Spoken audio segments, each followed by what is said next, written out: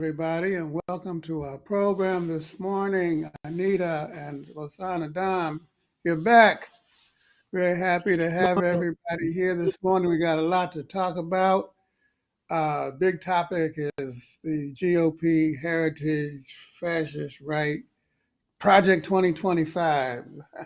They got plans for us, and they plan to implement them.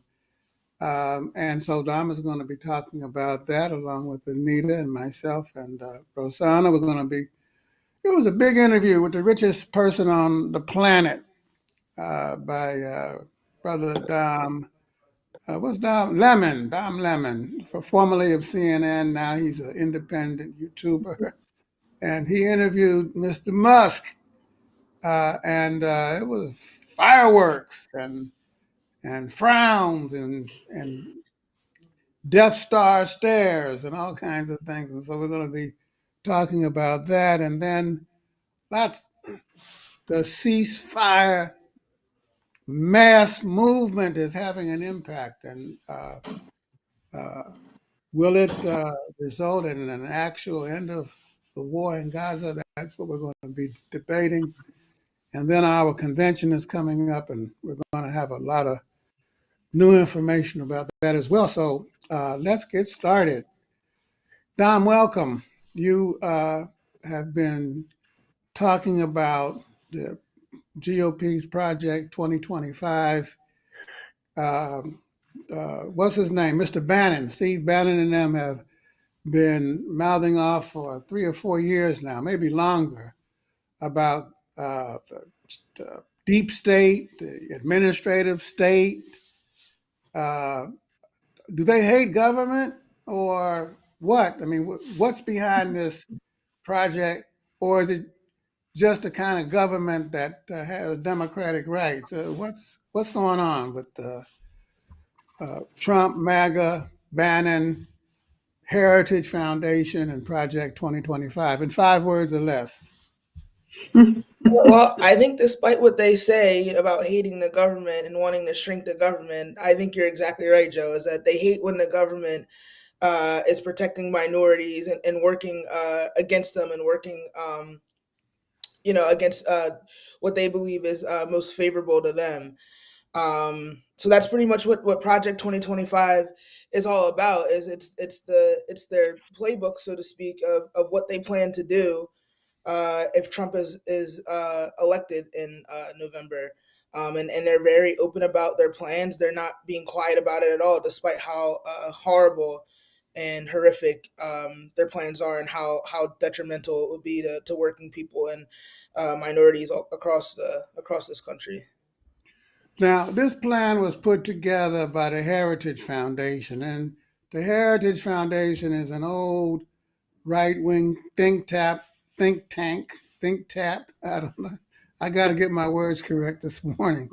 Think tank that was set up during the Reagan years, I think. Used to be right down the street from where I lived in D.C. But now it's been taken over by these MAGA forces, and it is putting forward a very sharp right wing Christian nationalist agenda, Dom. And one of the big things that it seeks to do is to destroy civil liberties and protections to LGBTQ and women and abortion rights and so on. Would you share a little bit about that with us? What are they planning to do specifically? Yeah, so in their plan, they talk about really just eliminating protections at the federal level uh, for minorities. That this common sort of talking point amongst the right these days is getting rid of DEI, diversity, equity, and inclusion. Like I said, at the federal level. So yes. They want to ban the abortion pill.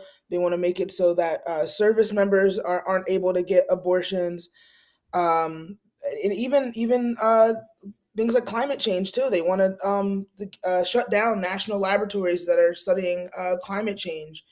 And Trump has even stated himself that he wants to go after progressives whether they self-identify as socialists and communists or whether they don't. He's gonna anyone to the left of him, he's gonna label a communist, and he has every intent on going after you. So yes, there's this threat from within Project 2025 and within the MAGA right that has sort of coalesced. More supporters this time around compared to 2016. Lots of people are going to be threatened by this, including, yes, progressives and also minorities because of the plan to strip those protections from federal regulations.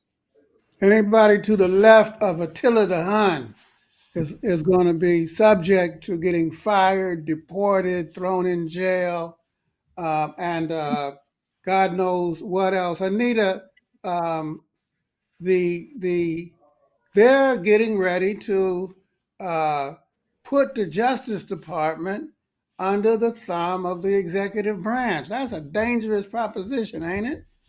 Exactly. And in fact, every government agency in the executive branch would be really subject to being,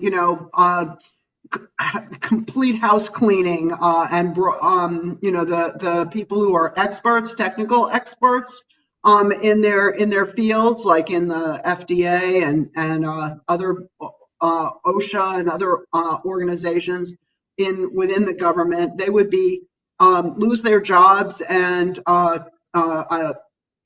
Trump sycophants would be appointed in their stead. So it's just a really dangerous. It's so arrogant. It reminded me of a George Bush era document that was like a plan for the post-revolutionary Cuba. It was like, when we take over Cuba, this is what we're going to enact. It's just Mhm. so audacious and arrogant. And it really serves the ruling class. The hoarders of wealth would be the ones that really benefited from this whole plan.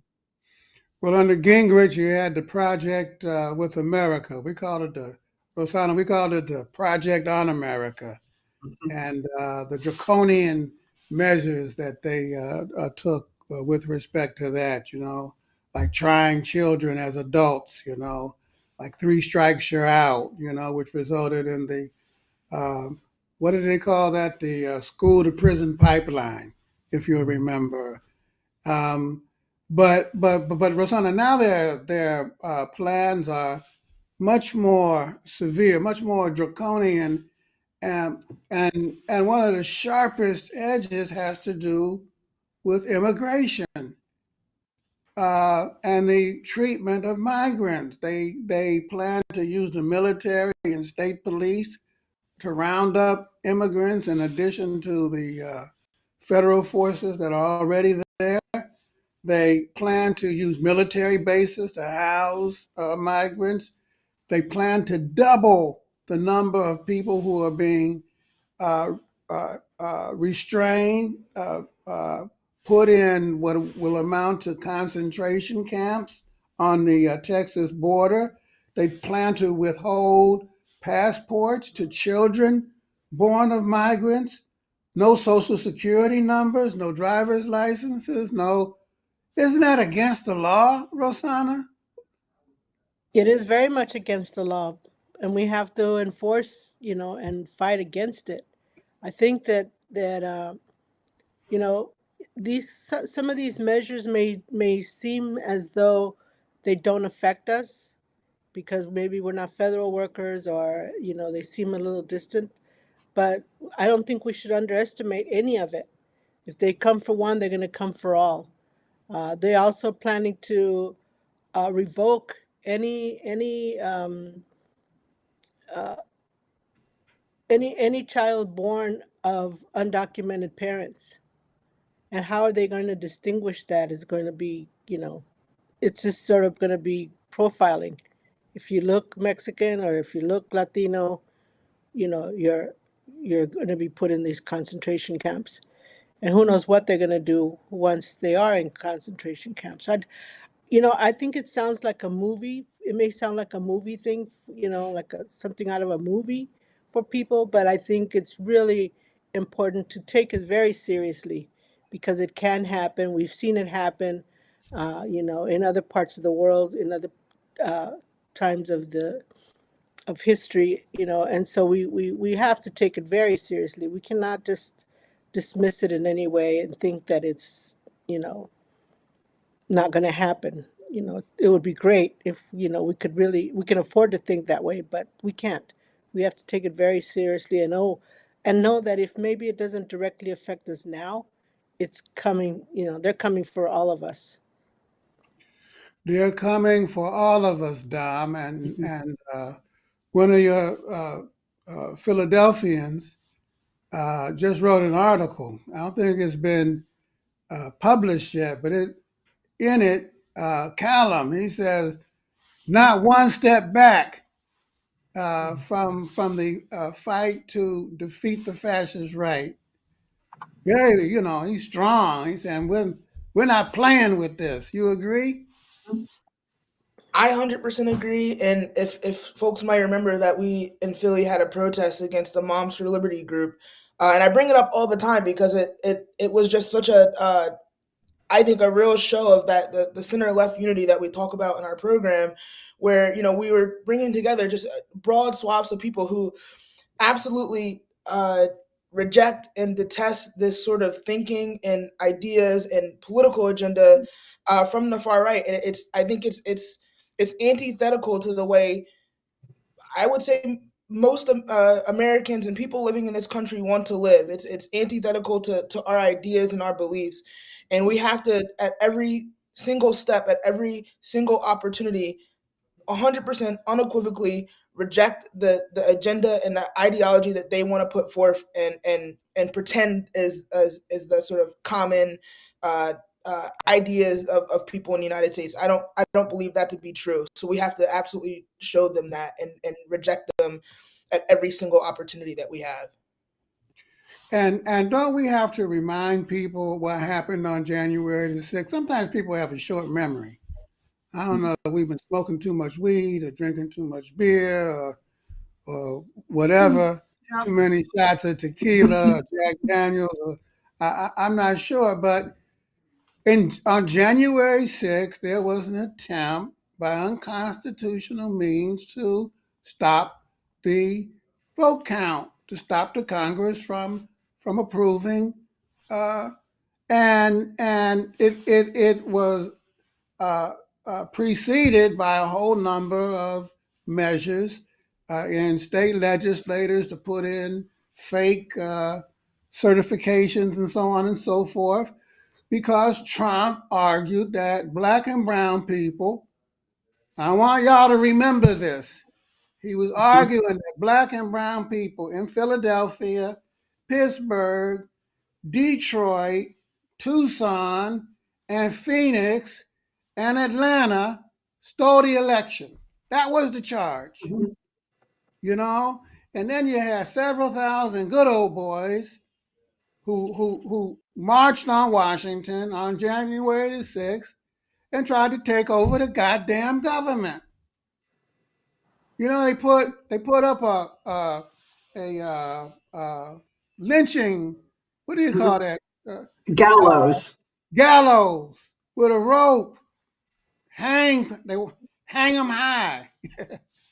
They took not telephone poles, flag poles with the American flag, and they were beating. They were supposed to be big cop lovers, right? Oh, we defend the blue. They took the red, white, and blue and beat the blue on top of their head. Some people died. And then a few days ago, play that tape, they had a celebration. Huh? Ladies and gentlemen, please rise for the horribly and unfairly treated January 6th hostages.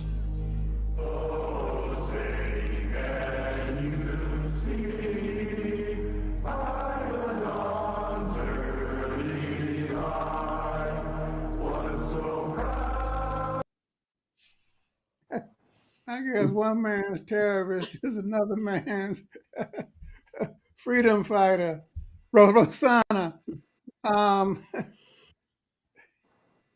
they're standing reality on its head, aren't they? I have no words for this craziness. I'm boggled by the. I'm just I'm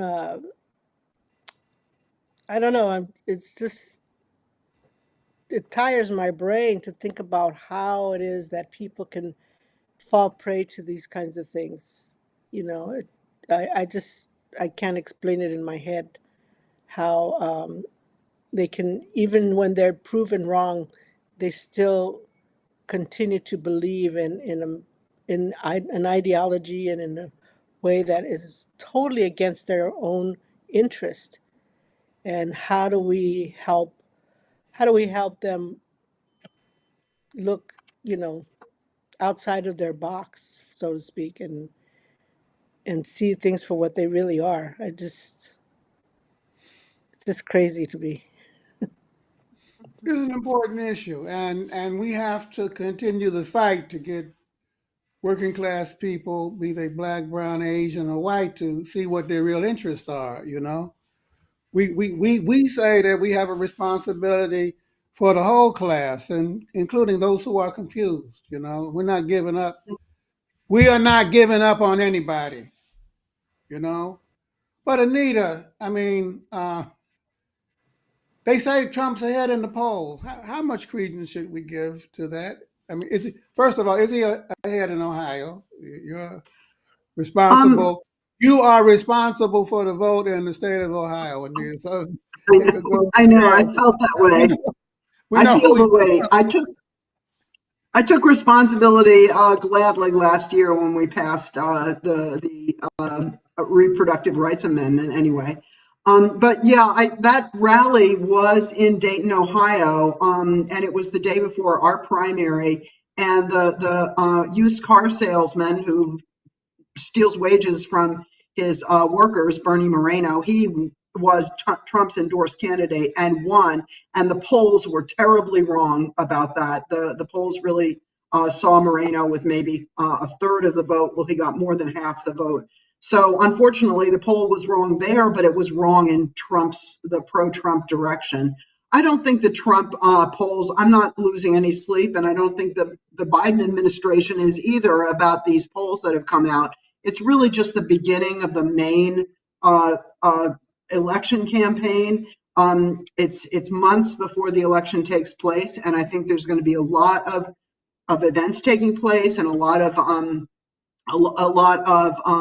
campaigning done by both sides before the election. So I have a little background in statistics. So I do have this trust of some polls. If you do it right, I think it can be effective or at least give you an idea of what people are thinking.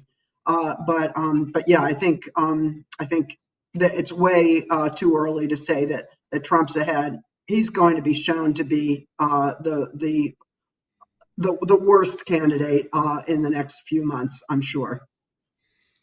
Dom, they say that Trump's gaining momentum among African American, Latino, young people in general. Should we be worried about that? I think he's definitely putting in a concerted effort. I don't know if anyone saw, but he went to Sneaker Con that was in Philadelphia, maybe like about a month ago or something like that, maybe a couple weeks ago. And I think in his mind, he's like, yeah, you know what black people really love? Sneakers. Mhm. And they said as much on Fox News, but I have a hard time believing any person of color is going to fall for that sort of gimmick, which is just it's racist in and of itself to think that, oh, if I just pretend to care about sneakers or release a sneaker, then suddenly black and brown people and young people will flock to me. It's silly. It's foolish. And I also want to mention in that clip, did I see him specifically saluting the January 6th insurrectionists? Mhm. Because if that's the how disgusting is that? Like it's at every single turn, him specifically and his sort of lackeys will show you how they're liars. They don't care about if any person who cares about us. our people, our service people, would never salute people who went and tried to break into the Capitol and do an insurrection, or and anyone who cared about police officers. They talk about backing the blue, would never support people who beat cops with flagpoles. So they're liars, and they show themselves to be liars at every single instant. And I have faith that working people will not fall for their tricks. Not only are they calling them freedom fighters, they're calling them hostages. They're calling the insurrectionists hostages. That they like. Rosanna's right. There are no words for. But we have to not. We got to continue to engage in the debate. And here's what I want to say about these polls. Do not believe the hype. Anita, Rosanna, do not believe the hype. The polls do not matter now. Every other election, they say the talking heads don't pay attention to the polls. They don't mean anything until September. The average Mary or Jane or Sally or Jim or Joe or Paul, they're going about their daily lives. They're raising their kids. They're going to the movies. They're worried about paying the rent and, buying a new car, going on vacation, or dealing with their daughter or son or cousin who has an alcohol or drug or other kind of problem. They're not paying attention. It's only those people who are very highly politically involved and organized that are paying attention right now. But now that's all they talk about. Trump's ahead, Trump's ahead, Trump's ahead, ad nauseum. I'm tired of hearing it. I can't even watch them programs anymore. They are constructing a reality, by incessantly talking about it, creating the vision that they want to see come true. So don't pay attention to it. Keep our nose to the ground. Fight for the ceasefire, and organize people in struggle right now around the issues that matter, and then we'll see what happens come September, October, and November. And it's time to move the topic. We've been talking about this too long. I want to talk about something else. Don Lemon. Oh my God, I'm going right back to it. You can't escape it. Had an interview with Elon Musk, the richest jerk in the world. Sorry, I just couldn't resist. He had an interview, but Musk is the richest South African, y'all. Got their money exploiting black South Africans and gold and diamonds and all the rich minerals that they brought it over to the United States. And now this dude controls military satellites, controls spaceships, making cars, artificial intelligence, you name it. And he's a fascist-minded person, racist, sexist, to the core. And so they had an hour-long interview the other day. Did y'all watch it? Anita, did you watch it? Yes, I did. Did it make for good television? I tried to watch it at double speed, but couldn't understand a word Musk was saying, so I had to reduce it to 1.5. So I did manage to get shave a few minutes off, but it was a terrible interview. It was really, he's not just the richest jerk in the world, but maybe the biggest jerk. And I think Don Lennon, well, first of all, Don Lemon, I haven't seen, speaking of not watching television, I haven't seen him in years. He has gotten older, but even his questions just irritated the hell out of me. Like how asking Elon Musk, how do you relax? Who cares? I don't really care. He didn't ask him anything about the auto industry, about the UAW's promise to organize workers that are unorganized in the auto industry. He didn't talk about what Trump has said about electric cars. It was just like, it was, and Elon Musk, he might know something about technology, but he's not an expert on history or society, and he shouldn't even be asked to weigh in on those kind of issues. It's not his bailiwick. I just thought the whole interview was just as irritating as hell. But he did ask him about the Great Replacement, Mhm.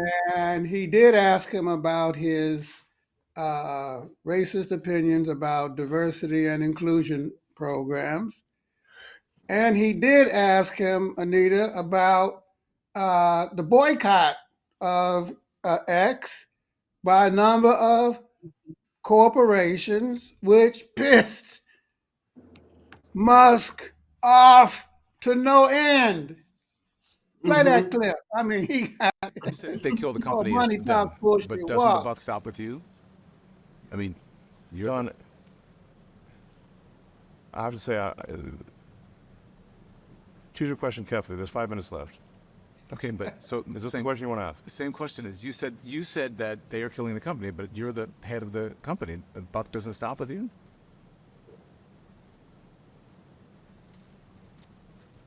I acquired X in order to preserve freedom of speech in America, the First Amendment. And I'm going to stick to that. And if that means making less money, so be it. So I have to be, listen, I'm just being honest, right? I'm not trying to like get you or anything. I was just surprised that you would blame other people for killing the company. I mean, when you say the buck stops with the president of the United States, regardless of what happens, right? So why would that question upset you? You seem upset by it, are you? I think you. And I'm not trying to upset you. Well, you are upsetting me because the way you're phrasing the questions, I think, is not cogent. It's not what? Not cogent. Cogent. Yes. Go ahead. If Not cogent. Dom, he said, you can't think straight, black man. I mean, just and then Dom, I have to ask you this, even if we go over a little bit. He said that black and Latino doctors and airline pilots are not qualified, that they're being treated unfairly to the disadvantage of white men, I presume. But you're a nurse, right? If you take the medical boards should test what your qualifications are, right? And if you pass, you pass. And if you don't, you don't. So is Musk saying that the medical boards are not a test of someone's qualifications? Is that what it sounds like to you? I guess that's what he's attempting to say, but it's all just a ploy to put out this racist idea that black and brown, women, LGBT individuals who, strive to be in these sort of professional opinions and in these professional careers are not qualified to do so.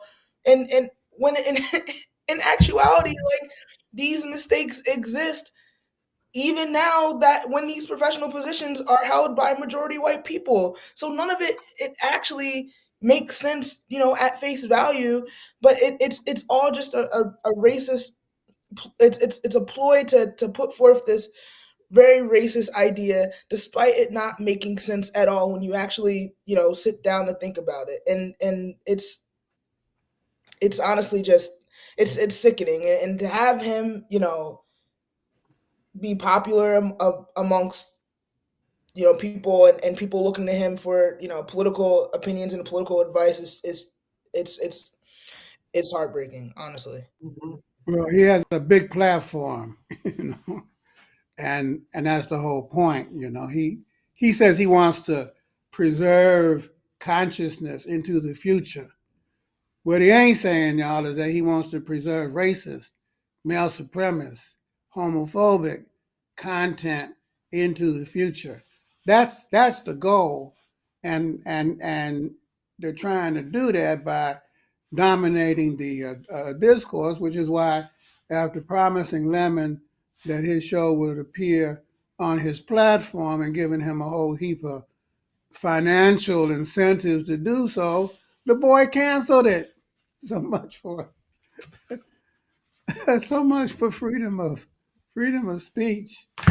Anyway, let's move the agenda. Enough of Mr. Musk. He smells kind of musky. Couldn't resist that. Racism stinks, though. It do. Sexism stinks. Homophobia smells bad, hurts people. It's decadent. You know, it's a reflection of society in decay. That's why we need a revolution, y'all. I'm sorry. Mhm. We need a social revolution to change this country. That's my opinion, and I'm sticking to it. But we got before we can do that, before we get ahead of ourselves, we have to get a ceasefire in Gaza. And it's working. The mass movement is working. You know, it started off with the preachers, black preachers, coming out for a ceasefire, 1,000 of them. New York Times, they went down to D.C., nobody would listen to them. They met with the Biden administration, they met with the Black Caucus, they met with this one, but they didn't give up. And then the Palestinian youth started organizing them big demonstrations along with black youth and brown youth and Asian youth and white Jewish youth, hundreds of thousands of people. And then the labor movement got into the mix. And now they got 4,000 individuals, 400 labor bodies around the country, from a mass movement from below amongst labor who now the AFL-CIO came out against it. And then in Michigan, in the primaries, they had that vote uncommitted program. And now I think 100,000 people around the country have voted uncommitted. Biden and them are worried. Huh? Nancy Pelosi, worried. Schumer gave a speech the other day saying we want regime change and hey, we want to get rid of Netanyahu. Rosanna, this movement is working. Isn't that what we said? Build a mass movement? That's exactly what we say. You know, we got to build the mass movement to bring about change, and it's the people who have the power. We have the power, and I feel very hopeful that because people haven't given up, there's still consistent demonstrations out there in one form or another. People are not letting up. They can't cover up what's happening in Gaza because we now have access to social media in many forms where we can actually see what's happening, and I think that keeps people very concerned and understanding that, especially here in the United States, we have an important role to play to stop this. And yeah, we see the signs that it's really having an effect. And you know, I would say to people, don't give up, keep going, keep going. I know it seems hard, and it feels like maybe they're not listening, but just look at the news, look at those signs that tell you that it is really working. It's not working as fast as we would like, but nonetheless, we can't let up because it you know, the people power is what brings about change. So it's essential. People power brings about change. You know, at first they would say, oh, pause, pause, pause. They wouldn't even use the C word, you know? And then they said temporary, temporary. First it was Kamala Harris, you know? And then she came out, immediate ceasefire.